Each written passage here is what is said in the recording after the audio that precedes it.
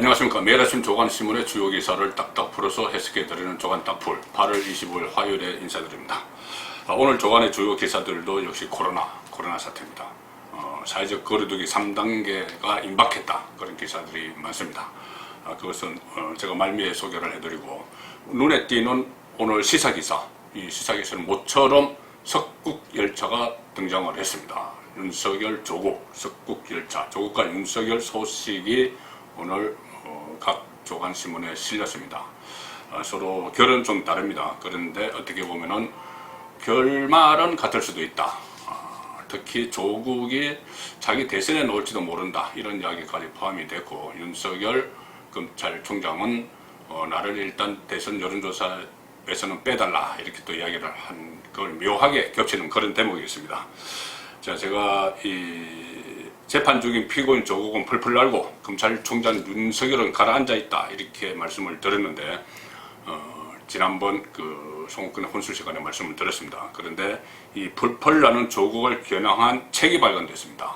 어제 제가 소개해드린 조국 흑서죠. 조국 흑서. 조국 추종자들이 쓴 조국 백서를 반박하면서 쓴 조국 흑서, 오늘 출간이 됩니다. 그런데 그 내용들이 오늘 조간에 일제히 크게 다 보도가 됐습니다. 그 보도가 된 내용을 먼저 살펴보겠습니다. 중앙일보 14면 보도 먼저 보시죠. 문 대통령 586에 갇혔다, 진보 지식인 5인의 조국 흑서. 자, 문재인 대통령이 586 정치권 사람들에게 완전히 갇혀버렸다. 그래서 그들이 새로운 보수가 되고 신적폐가 되고 있다. 그 말씀은 어제 제가 들었습니다. 이 5명 사진은 진중권 교수를 포함해서 긍경의 변호사 등 이 집필한 5명입니다. 이들은 스스로를 독수리 오형제다, 이렇게 부른다고 합니다. 독수리 오형제. 일본 만화 영화죠. 독수리 오형제가 지구를 구하듯이 문재인 정권에서 나라를 구하겠다, 그런 의미인 것 같습니다. 독수리 오형제가 표현한 조국 흑서. 정책 제목은, 책 제목은 한 번도 경험해보지 못한 나라죠. 그래서 문재인 정부의 민주주의 역행, 이것을 고집고, 또 유시민과 김어준이 문팬 정치를 설계한다. 문재인 팬덤 정치, 극성 네티즌들이죠. 친문 네티즌. 그 설계를 한다. 그래서 게스타프처럼, 나치의 게스타프처럼 비판을 막아버리는 친위대가 되어가고 있다는 겁니다.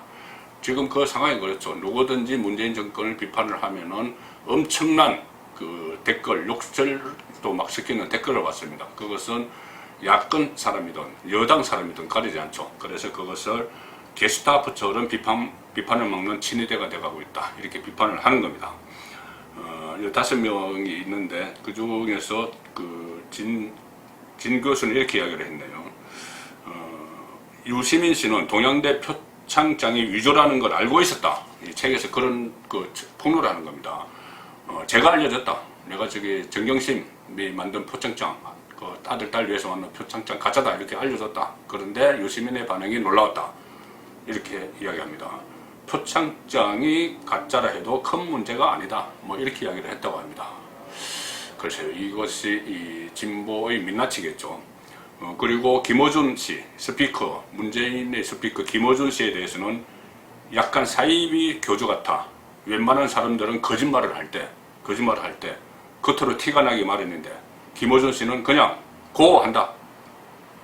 자기의 거짓말을 스스로 믿어버린다. 자, 이런 식의 이 진보, 이 사람들 중에서 이 여러 사람들이, 진중권 교수도 그렇고 긍경의 변호사 그렇고 여러 사람들이, 원래 김경률 회계사도 그렇고 이 진보 활동을 했던 사람들입니다. 그 사람들이 진보의 민낯을 그대로 폭로를 하고 있는 그런 상황이죠. 자, 조선일보 신면을 보시면은 같은 책에 관한 내용이 나와 있습니다. 586 그들은 신적폐, 조국 흑서 나왔다. 586 그들은 신적폐, 조국 흑서 나왔다. 그런데 이 기사에서 주목할 만한 내용이 하나 나옵니다. 자, 일단 보시면 조선일보 기사에서 진중권, 김경률, 권경의 서민, 강양구 등 정권 비판 5인 편했다. 정권을 비판하는 5명이 책을 펴냈다는 거죠. 문재인 팬덤은 게스타프로 전락했다. 이대로 가면은 조국도 무죄 날 듯, 이 기사가 있는데, 자, 이대로 가면 조국도 무죄 날 듯. 이게 무슨 이야기냐면은 서민 교수가 있습니다. 단국대 교수인데 기생충 전문가라고 합니다. 서민 교수가 이렇게 이야기합니다. 이 책에서 더 나쁜 건 소위 문팬이라는 팬덤은 비교적 조용히 태극기만 흔들었던 박사모보다 훨씬 시끄럽고 뻔뻔스러운 존재들이다. 뭐 이런 이야기를 했고요. 이 서민 교수가 이렇게 이야기합니다. 책에서 대담집입니다. 대담을 하면서 현 집권층이 사법부 장관까지 노리는 것 같아. 이대로 간다면 조국 전 장관도 무죄가 나지 않을까 싶다. 그 경우 조국이 대선에 나설 수도 있을 것이다. 이렇게 이야기합니다. 사법부를 장악을 해서 조국을 무죄로 만들고 조국이 대선에 나가는 시나리오.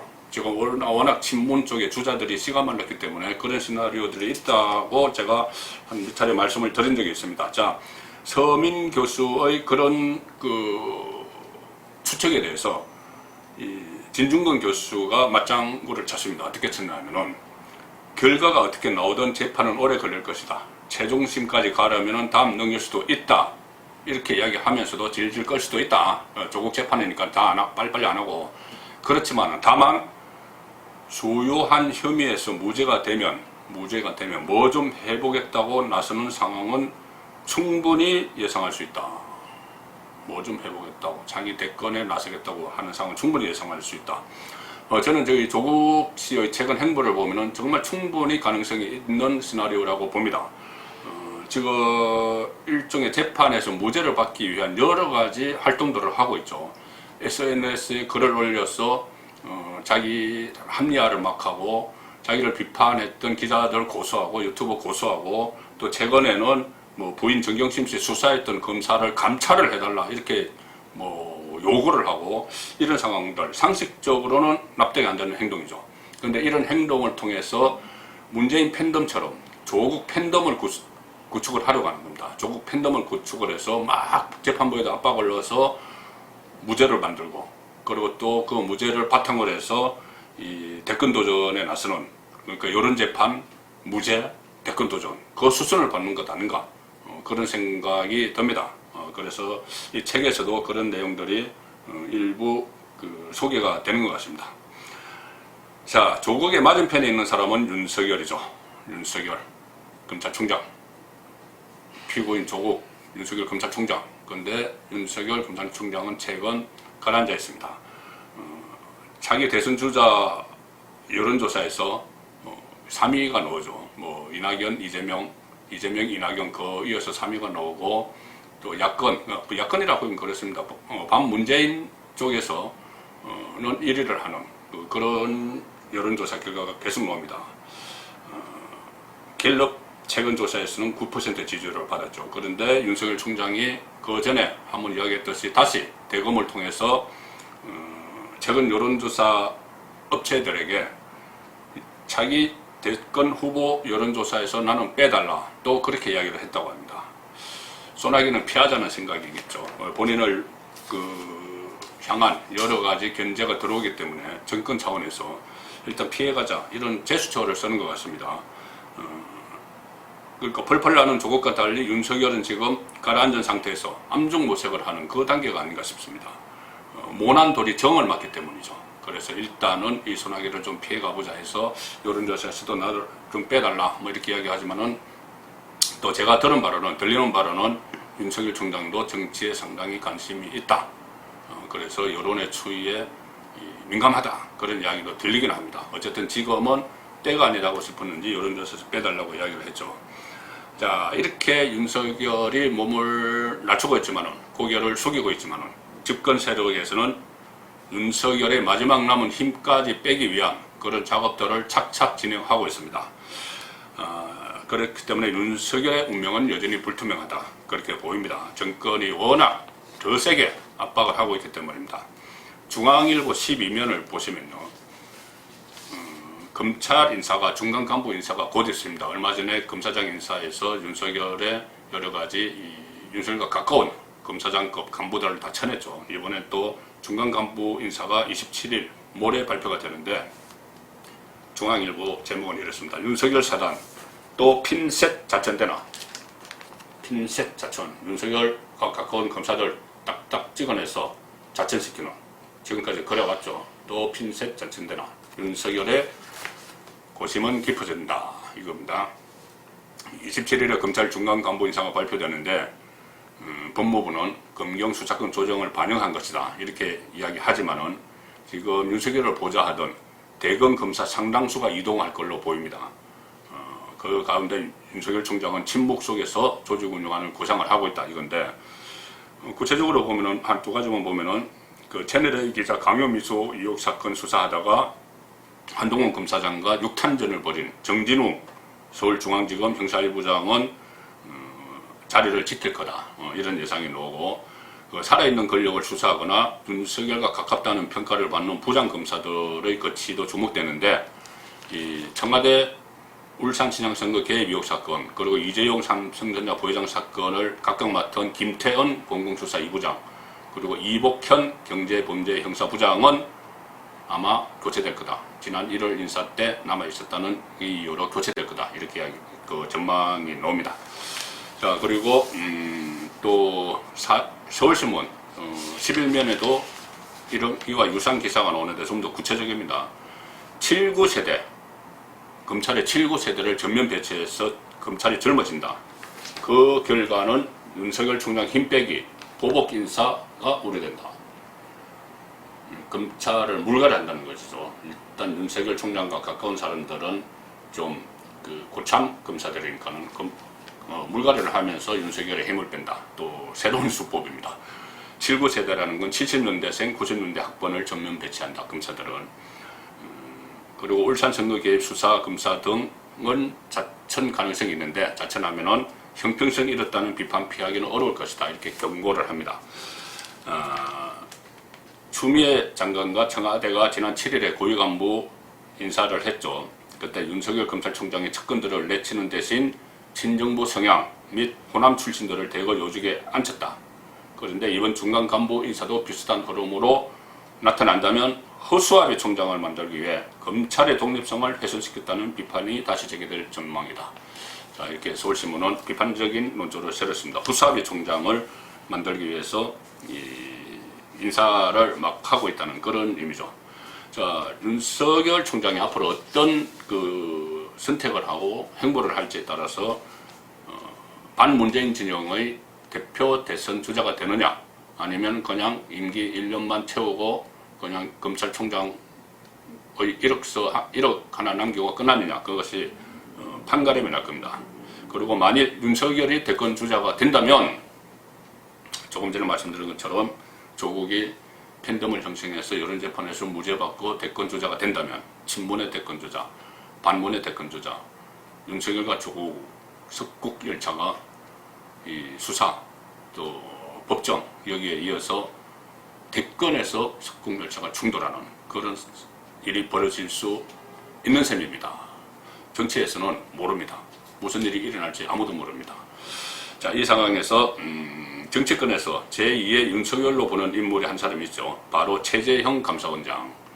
윤석열 최재형의 공통점은 현 정부에서 발탁이 되면서 상당한 칭송을 받았지만 원칙대로 일을 처리하다가 미운털이 박혀서 사퇴 압박을 받고 있는 그 공통점이 있습니다.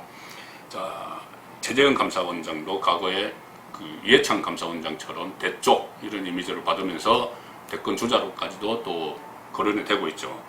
최재형이 다시 원칙대로를 외쳤습니다. 서울신문 8면과 동아일보 6면을 보여드리면 최재형 정치적 중립 지킬 인물 제청은 책무, 이렇게 작심 발언했다.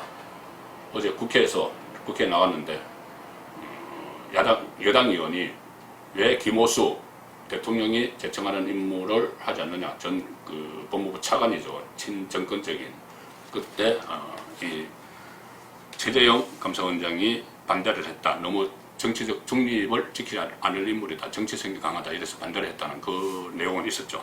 근데 어제 국회에 나가서 다시 똑같은 이야기를 했습니다. 감사위원 제청 버티는 최재형, 중립성을 지키려는 것이다. 나는 중립성을 지키려는 것이다. 이렇게 이야기를 합니다. 그래서 최재형 감사원장도 주목을 받고 있는데, 아마 조만간 월성 1호기 조기 폐쇄 감사 결과가 발표가 되면은 여기에 대해서 상당히 최재형 감사원이 부정적인 결과 보고서를 낼 것이라는 말이 나오니까 탈원전 정책 자체를 비판하고 지적하는 것이죠. 그렇게 되면은 다시 문재인 정권과 한바탕 신경전을 치를 수밖에 없는 그런 상황으로 지금 가고 있습니다. 자, 코로나 관련 주요 기사를 간단하게 짚어드리면 재난지원금, 또 2차 재난지원금 넣고 논쟁이 일어나고 있습니다. 이재명 경기지사는 전 국민에게 또 줘야 된다 이렇게 이야기하고, 이낙연 의원은 선별해서 줘야 된다. 그리고 청와대는 아직은 시기상조다. 이렇게 또 백가쟁명식의 이야기가 일어나고 있습니다. 돈 퍼주는 문제. 자, 총선 때 한번 재미를 봤죠. 지금 지지율 떨어지고 하는 상황에서 집값 때문에 민심이 아주 위반되는 이 상황에서 또 뭔가 카드를 만지작거리는 것 같습니다. 문재인 대통령이 방역 올인을 위해서 기본권을 제한해야 된다 이런 이야기를 했습니다. 자, 중앙일보 일면 톱입니다. 문 대통령 방역 올인 기본권 제한 꺼냈다. 국민들의 기본권까지 제한을 해야 된다. 위기 상황이면 그럴 수도 있죠. 그런데 선택적 기본권 제한 같습니다.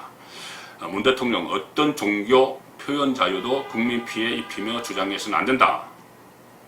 그러면서 방역 방해, 가짜뉴스 유포는 범죄다. 이렇게 경고를 했습니다. 그러니까 통합당, 야당은 코로나 재확산의 책임을 종교 집회 표현의 자유 탓으로 몰아가는 건가 이렇게 반박을 하고 있습니다. 문재인 대통령은 어제 이 페이스북에 그런 어떤 목사의 글을 공유를 했죠. 뭐냐면은 모여서 선동 말고 힘자랑 말라. 이 어떤 목사가 그 페이스북 올렸는데 아마 같은 교계의 그 정강훈 목사를 비판하는 글이겠죠. 모여서 선동 말고 힘자랑 말라. 이 글을 문재인 대통령이 페이스북에 올렸습니다. 동감한다는 이야기겠죠. 그런데 모여서 선동하고 힘자랑하는 세력이 지금 누굽니까? 제가 지금까지 말씀드린 문재인 팬덤, 이 조국 수호를 하겠다면서 서초동에 모여서 개국본이라는 걸 만들어서 개싸움 국민운동본부 이런 걸 만들어서 힘자랑하고, 최강욱 같은 경우는 세상이 바뀌었다는 걸 보여주겠다. 총선 끝나고 그런 것이 힘자랑하는 것이죠. 또 모여서 힘자랑하면 대표적인 것이 민노총입니다. 민노총은 강화문 집회, 8.15 집회 때 그 바로 옆에 보신각에서 2,000명이 집회를 했는데 처음에는 검사 대상에 포함되지 않았죠. 강화문 집회, 보수 집회에 놓은 사람들은 전부 검사 대상에 포함됐는데 그 2,000명은 포함되지도 않았습니다. 그런데 거기서 확진자가 또 한 명 나오게 됐죠. 그런데 더 어처구니 없는 일은 조선일보 오늘 일면 사이드톡 보시면은 민노총 집회 확진자를 강화문 집회자로 발표를 했습니다.